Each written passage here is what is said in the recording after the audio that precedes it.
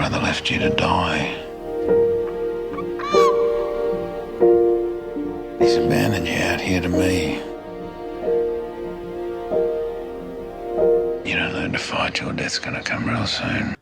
Well, guys, I was thinking, after Priscilla, The Proposition, and this, you must be a sucker for doing movies in the outback. I am, but only as long as there's English actors out with us that I can watch, try and deal with flies. We had Terence, obviously, and then Emily Watson and Ray Winston, and then on this we've got Rob Pattinson. So it's fun watching English people deal with them in the flies. Now, your character, Eric, just describe him a little bit, because he didn't really have a lot to go on, basically. No, and he is a hard man to describe at this point in the film anyway, because, and one of the things I needed to talk to David about was who he used to be, who he was before we meet him in the film, and even probably 10 years before that, because, obviously with the collapse of the sort of financial world and civilization to some degree around us, Eric, my character, has committed a serious crime and was never caught for it. So he's just, he feels humanity's given up on him and he's given up on humanity. So on some level, he's gone back to becoming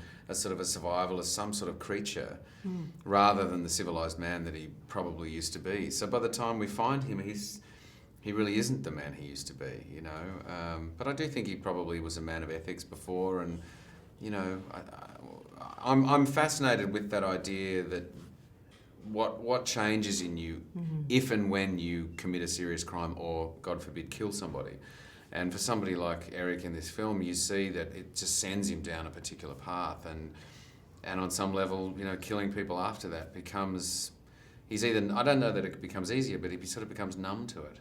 It's interesting, though, David said that, comparing this film to Animal Kingdom, this actually is a more hopeful film, because essentially he feels it's about love.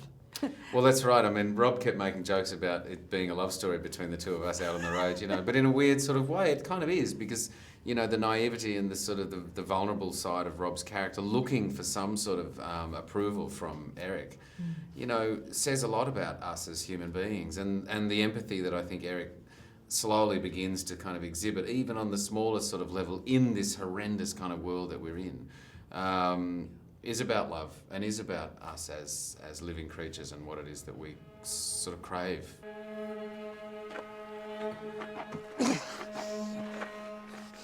What you doing with this car? It's my brother's car. Where's your brother? Yeah, there's something quite so strange about the script. Even looked different on the page. And I kept thinking about why it is. I think it's because David doesn't use commas. And it's has these kind of blocks of dialogue with like three-word sentences and stuff.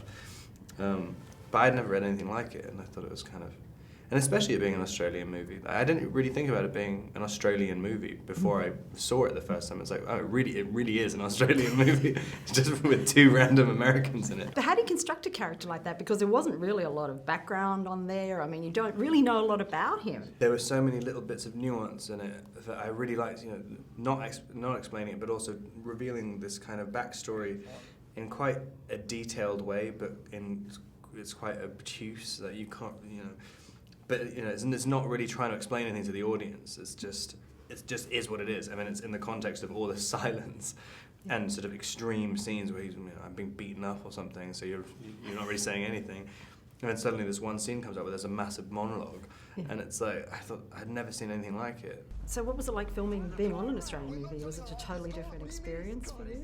We were 9 hours north of Adelaide, and you follow the old train track out, and then every 100 miles, so there's like one old abandoned house that's full, and it's like, what were you thinking?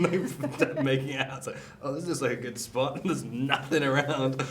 But it's a fascinating place. It's kind of, I've obviously grown up with like a lot of Australian people in London and stuff, but it's different. The further out into the outback you go, it's really like, it gets more and more alien. You don't really say you're in Australia. It's a totally different country. It's nice to be away where no paparazzi could find you, or did paparazzi find you?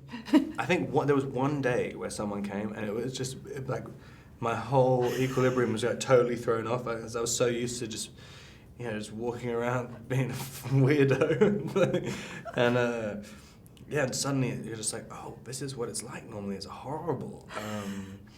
But yeah, no, I loved it. Just being, you know, being able to walk to work and stuff. I mean, you'd walk out. We were staying in these sort of converted shipping containers, and just waking up in the morning, just not even really getting dressed, and just like turning up and getting covered yourself in mud. There's no harm God won't see me come to. God feels nothing for you. The only thing that means anything right now is that I'm here. And he's not.